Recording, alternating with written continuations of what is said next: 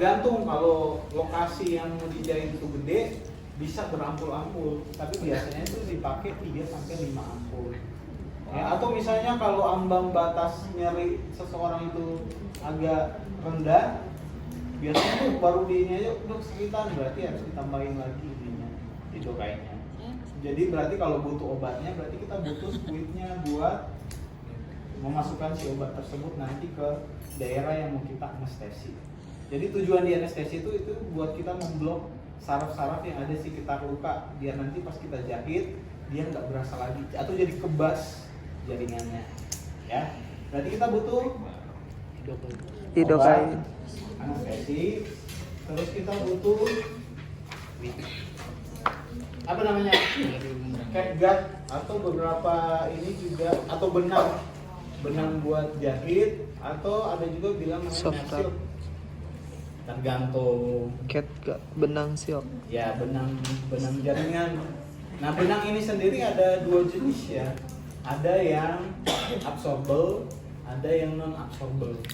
Absorb artinya diserap, jadi ada yang dijahit nggak perlu kita cabut lagi benangnya karena dia udah nyerap sama kulit sama jaringan. Ada juga yang memang harus dicabut lagi nanti, jadi habis dijahit dia pulang kontrol lagi buat cabut benang.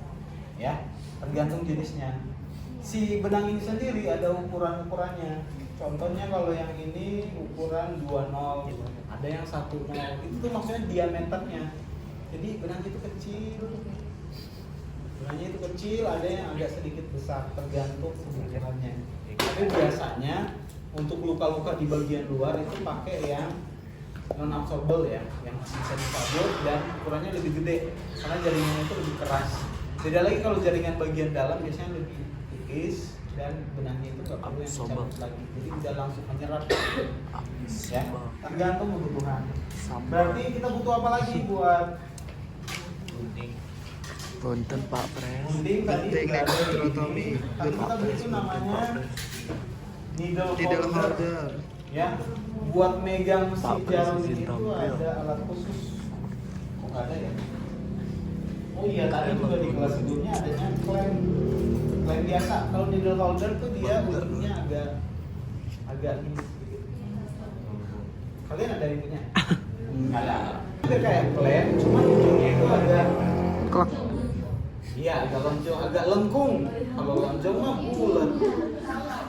Ntar kalau bulat nggak bisa diambil. Jadi dia tuh agak lengkung dikit. Ya, jadi dia agak ke atas dikit. Agak belok. Ya. Terus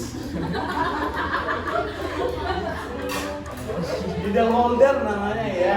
Jadi buat namanya holder berarti buat pegangan jarum. Ya. Apalagi kira-kira yang kita butuhkan tambahan kalau di Parentang. Udah. itu tadi korentang buat ngambil kasa ya. Terus yang kita butuhkan juga kalau mau ini adalah duk bolong, biar nanti pas kita mau ngejahit kita tuh fokus ke area yang mau kita jahit. Kamu tahu kenapa di ruang oka kebanyakan warna hijau? Biar fokus. Ya, tujuannya biar fokus ya, biar matanya tuh segar. Karena kalau kita lihat warna merah di bagian yang mau kita jahit. Contoh misalnya ini kita mau jahit. Berarti kita masukin dulu obatnya. Pak, kasih aba-aba pasiennya. Pak, kita mau tusuk ya obat anti nyerinya ya. Pertama sakit, nanti lama-lama jadi kebas. Dikasih instruksi jangan sampai langsung tusuk pasiennya lompat. Ya, ditusuk daerah yang mau kita berikan atau yang mau kita jahit, nanti tadi kita berikan sedikit-sedikit si cairan lidokain tadi. Tusuk, kita masukin, boleh diarahin di dalam atau bisa juga sekali di sini baru pindah lagi di sini. Pokoknya di daerah yang mau kita anestesi. Kenapa? Biasanya di dokter-dokter tuh dia suka satu titik terus jalan-jalan kayak ini, muter-muter. Tapi boleh juga seperti itu, boleh juga ya karena ini lebar berarti kita pindah, jangan sampai gini masuk ke dalam. Kasihan pasiennya. Iya. Makanya kadang kan dia kan jadi mengeras ya si jaringan sekitar itu, kadang needle-nya jadi miring kan. Ya, jadi disesuaikan aja seberapa banyak. Jadi kalau dibilang berapa ampul tergantung luas dari lukanya. Baru kita ambil sih tadi needle holder tuh harusnya ada lengkung tadi ya. Pak pas anestesi pakai steril pak. Emang mirip, cuman bedanya dia steril. tuh agak Pak pas anestesi pakai steril. steril, udah steril ya. Ini handsome steril, tapi kan saya maaf pakai yang itu tebel. Ya. Terus kita coba udah bereaksi atau enggak. Kita misalnya pakai ujung dari needle, Pak masih sakit, masih berasa enggak? Kalau udah nggak berasa baru kita mulai jahit nanti.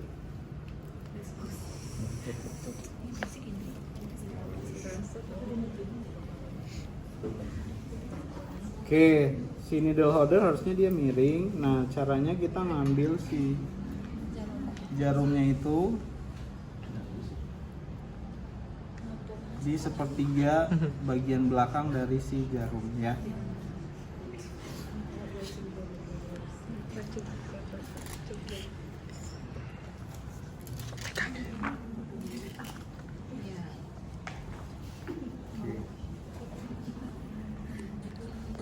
Mancing. Ya kayak mau mancing ya. Mau ngail kita.